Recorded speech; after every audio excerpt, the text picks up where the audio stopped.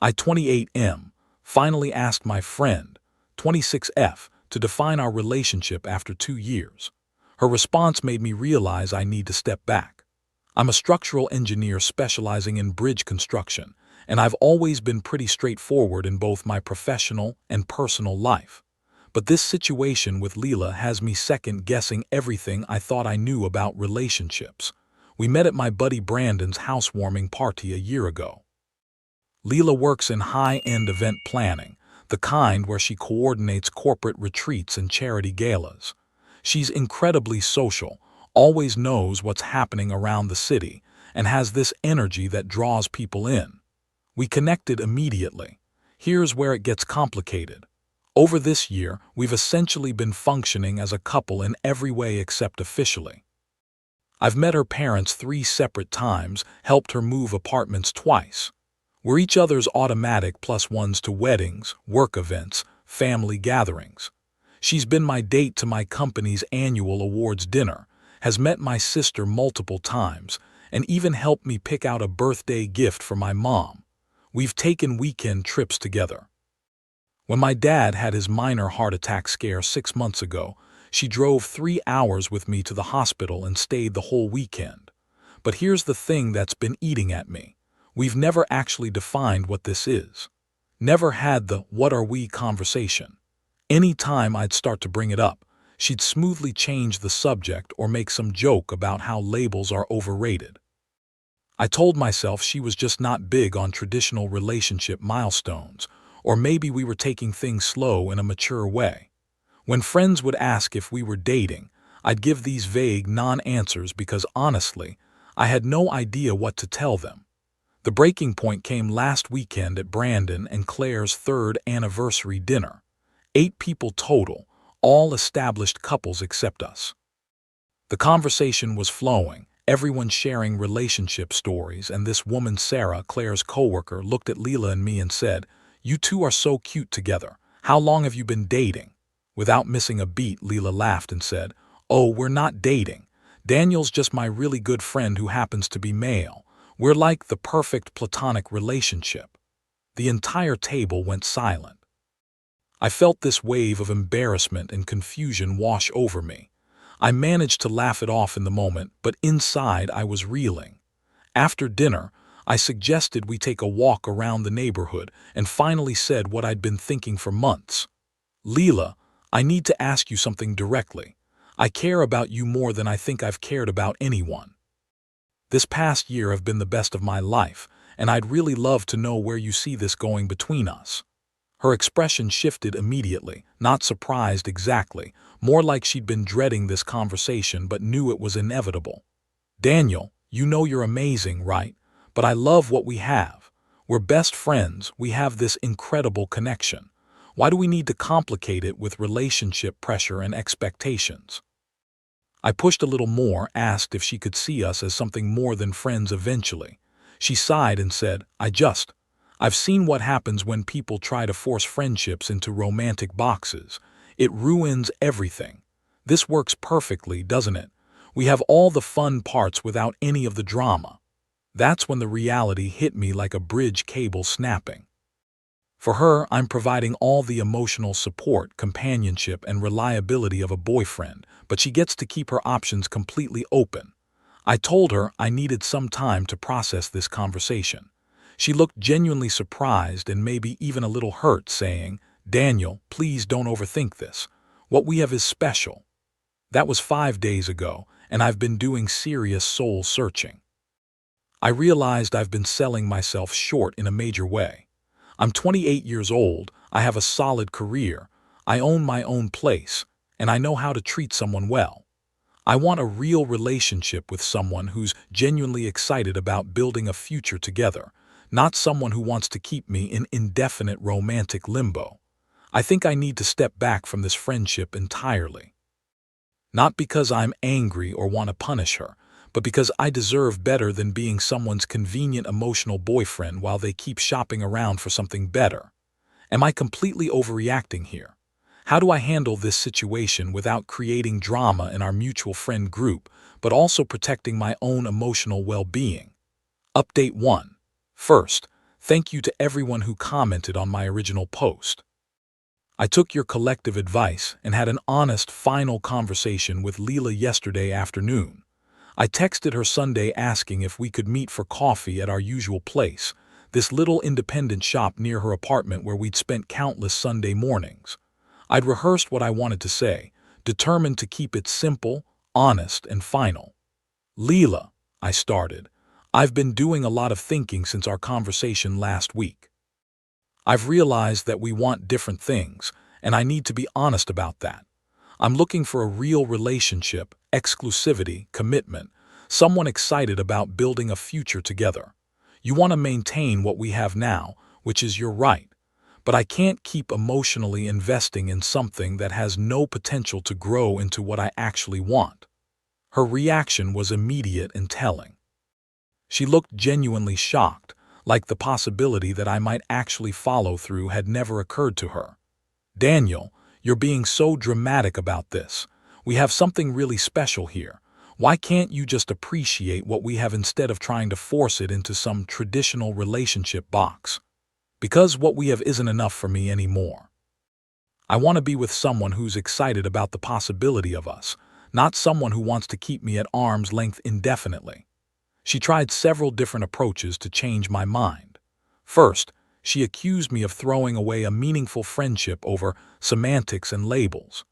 Then she shifted to saying that romantic relationships inevitably fail while good friendships last forever, so wasn't I being short-sighted?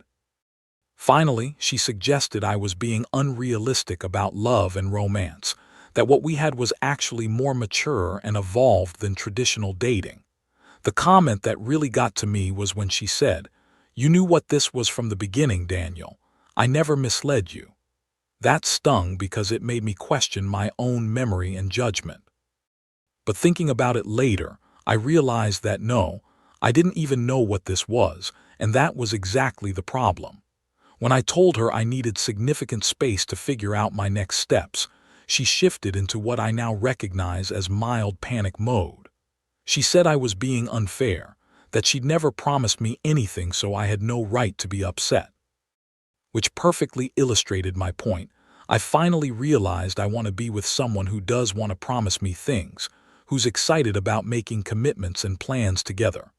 The conversation lasted about 45 minutes. We didn't end things with shouting or drama. I walked her to her car, told her genuinely that I hoped she'd find whatever makes her happy, and that I'd always value the good times we shared. She looked like she wanted to say something more but just nodded and drove away. It's been 4 days now, and I'm surprised by how I feel. Not happy exactly, but definitely relieved. Like I can finally stop mentally cycling through the same questions about where we stand and what our interactions mean. There's this sense of clarity I haven't had in months.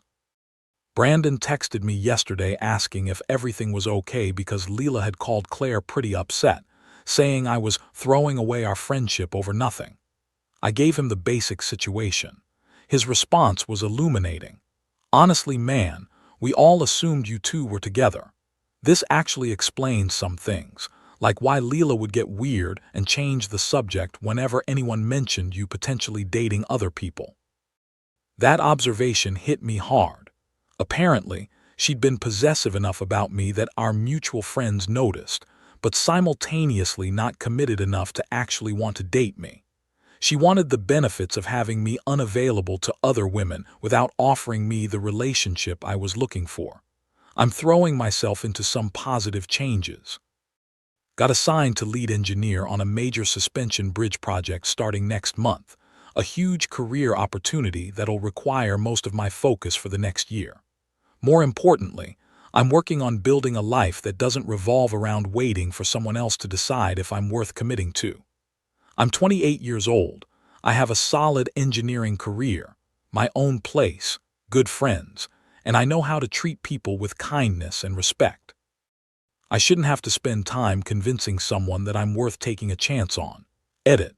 Someone asked about mutual friends and whether this creates drama. Brandon and Claire have been understanding so far. They said they're not taking sides, but they also mentioned they're not surprised this happened.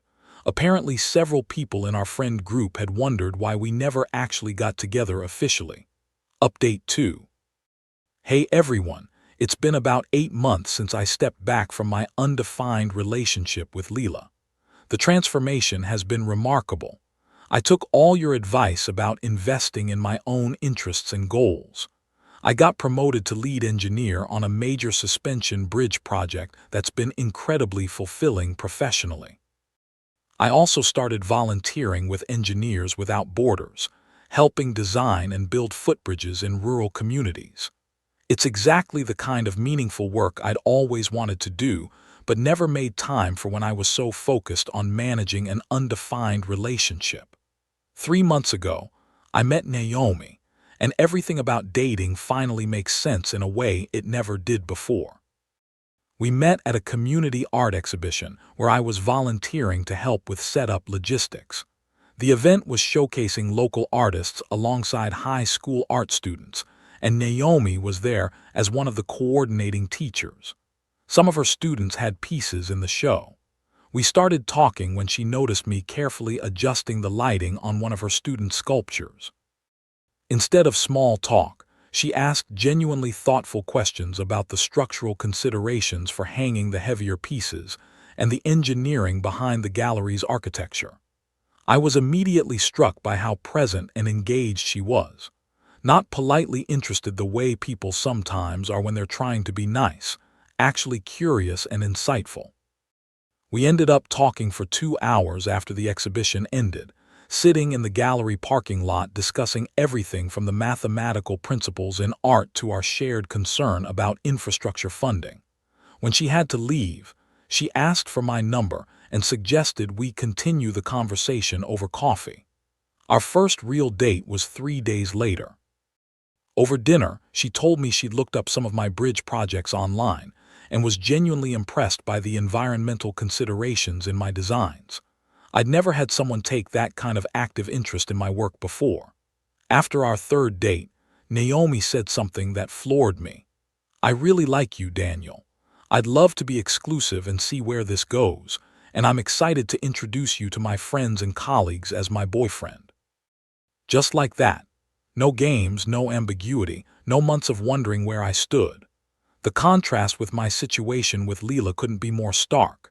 Naomi is direct about what she wants, enthusiastic about our future possibilities, and treats our relationship like something she's genuinely excited to build together.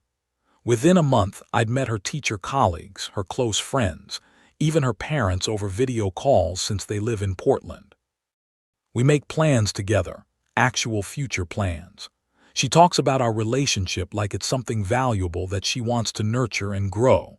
But here's where the situation gets complicated. Leela has started inserting herself back into my life, and her behavior is becoming problematic. For the first few months after our conversation, she respected the space I'd requested. I'd hear through Brandon and Claire that she was doing well, dating casually, seemed to be handling our friendship break without drama. But about 6 weeks ago, she started showing up to group events again. The first time was Brandon and Claire's Memorial Day barbecue. I'd brought Naomi as my official +1, looking forward to introducing her to my close friends. When we arrived, Leela was already there.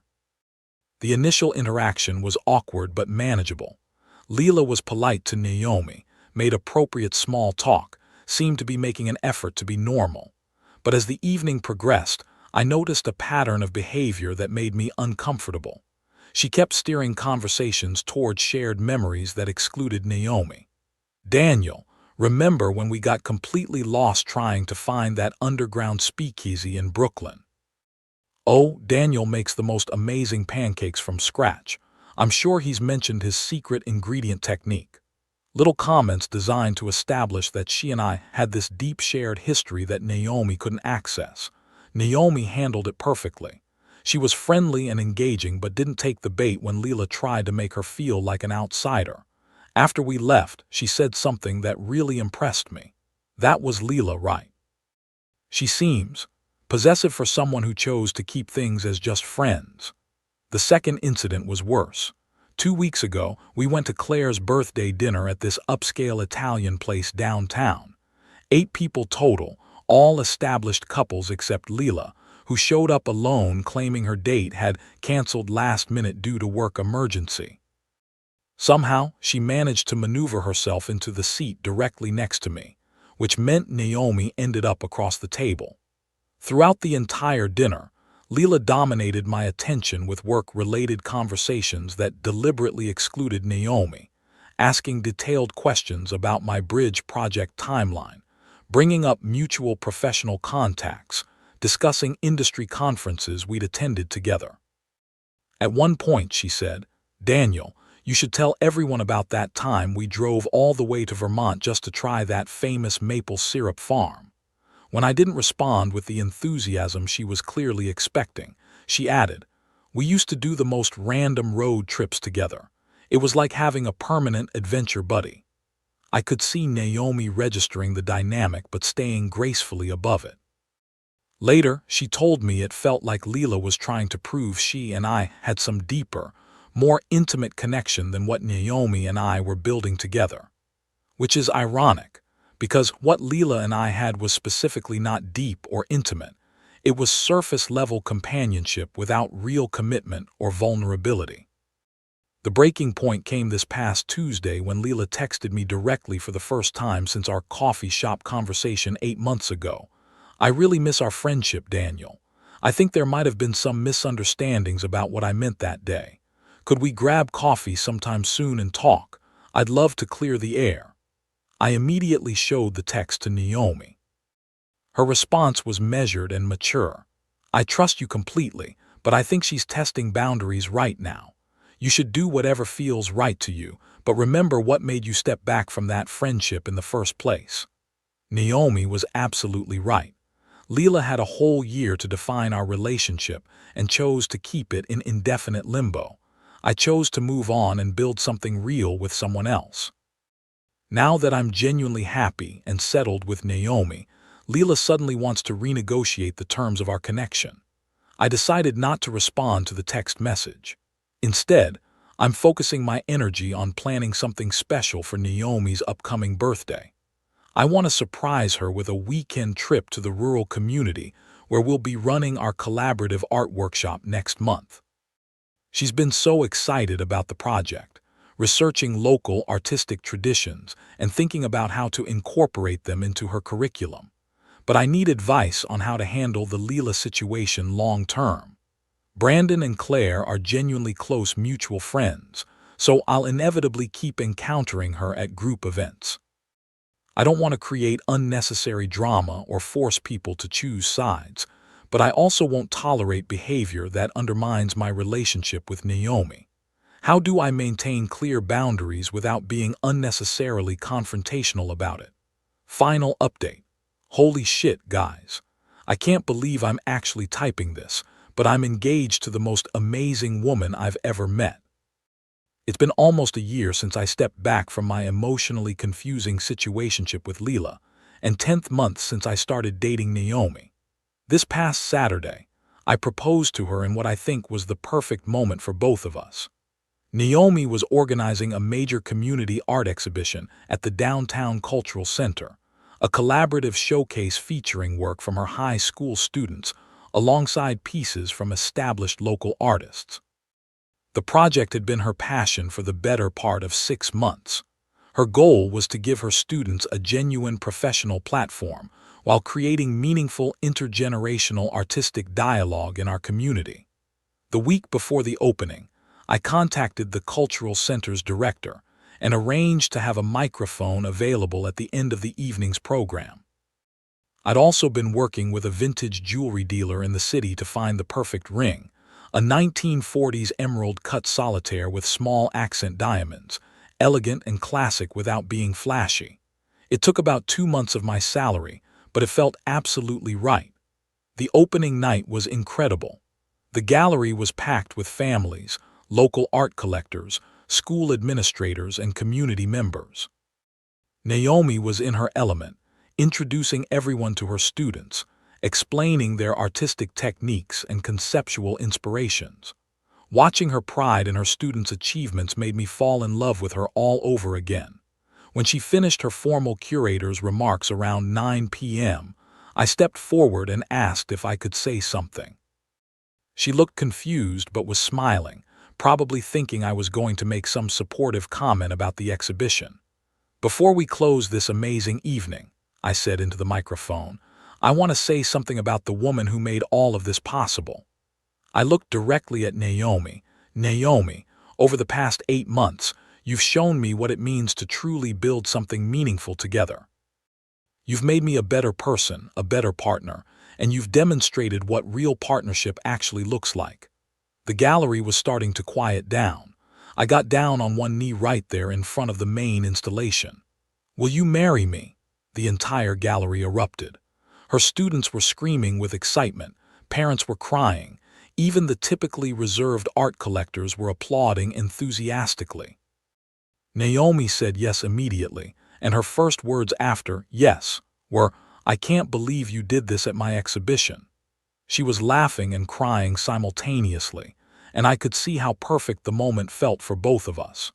We spent the next hour celebrating with everyone at the gallery, taking pictures with her students, accepting congratulations from people we'd never met who just witnessed our engagement. Here's where the Leela situation reaches its final, predictable conclusion. She wasn't at the gallery opening, but news travels fast in our interconnected friend group. Sunday afternoon, I received a long text message from Leela. I'm not going to share the entire thing because it's honestly painful to read, but the highlights were, she'd always thought we'd eventually figure things out between us. She felt like I'd moved incredibly fast with Naomi and wondered if I was rushing into something. She wanted me to know she was genuinely happy for me, but also sad for what we lost. She asked if we could meet in person because she had important things she needed to say before I got married. The message was long, rambling, and full of implications that she'd been holding onto romantic feelings this entire time while simultaneously refusing to commit to anything real when I'd given her the opportunity. I responded to Leela with a brief, polite message. "Thank you for the congratulations. I'm happy with my choices and excited about my future with Naomi. I hope you find what you're looking for." Then I blocked her number and blocked her on all social media platforms.